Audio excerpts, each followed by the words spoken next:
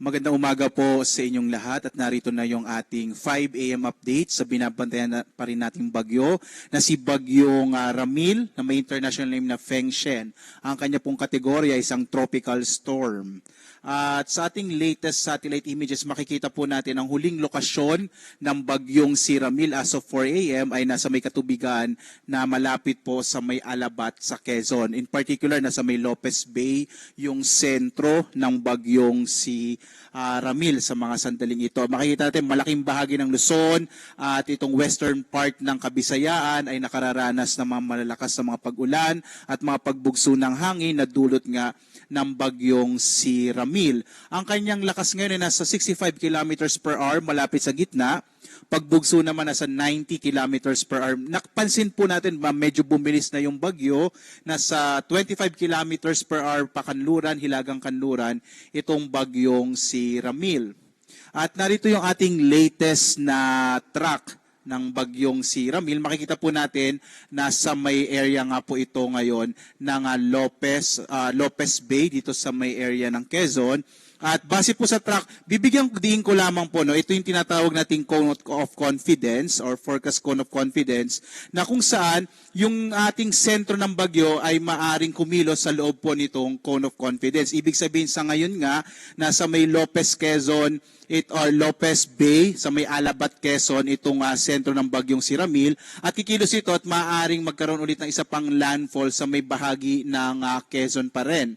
At kung sakali po, patuloy itong kikilos ngayong araw, kaya po malaking bahagi ng Luzon, lalo na yung central at southern Luzon, particular na yung Calabarzon, including Metro Manila, ay makararanas ng mga pagbugso ng hangin at mga malalakas na mga pag-ulan. Dahil makikita po ninyo, nasa loob ito ng forecast confidence cone. Ibig sabihin yung sentro niya ay maaring kumilos sa loob nito. So, posible po mamayang hapon or gabi lalabas po ng kalupaan ng Luzon itong bagyong si Ramil at po pwede po na ito ay lumabas dito hanggang mula La Union or pwede rin dito sa may area ng Bataan or dito sa Zambales. Again po, no, bibigyan ko ulit ng din itong forecast confidence kung dito po kumikilos sa loob nito, maaring kumilos yung sentro ng bagyong si Ramil.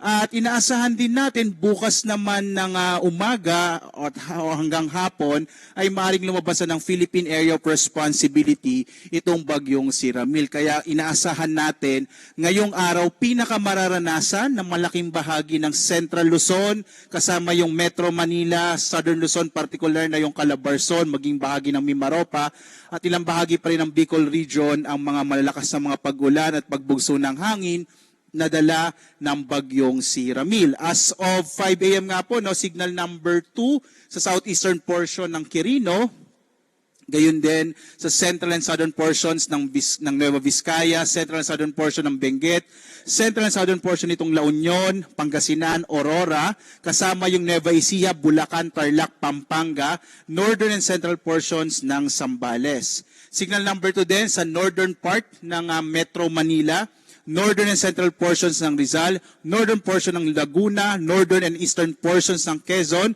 kasama dyan yung Polillo Islands, Camarines Norte, northwestern portion ng Camarines Sur. Signal number 1 naman sa Cagayan, kasama itong Babuyan Islands, Isabela, nalalabing bahagi ng Quirino at ng Nueva Vizcaya, gayon din ang mga lalawigan ng Apayao, Abra, Kalinga, Mountain Province, Ifugao, nalalabing bahagi ng Benguet, Ilocos Norte, Ilocos Sur, nalalabing bahagi ng La Union at ng Zambales. Gayon din dyan sa amin sa Bataan.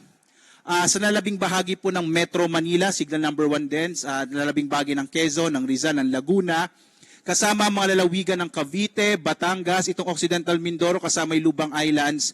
Oriental Mindoro, Marinduque, Romblon.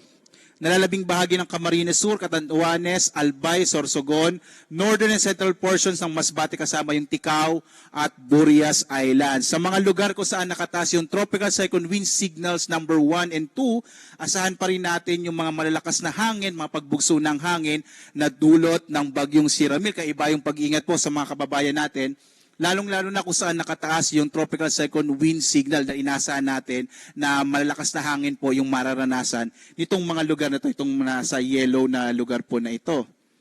Samantala naman ay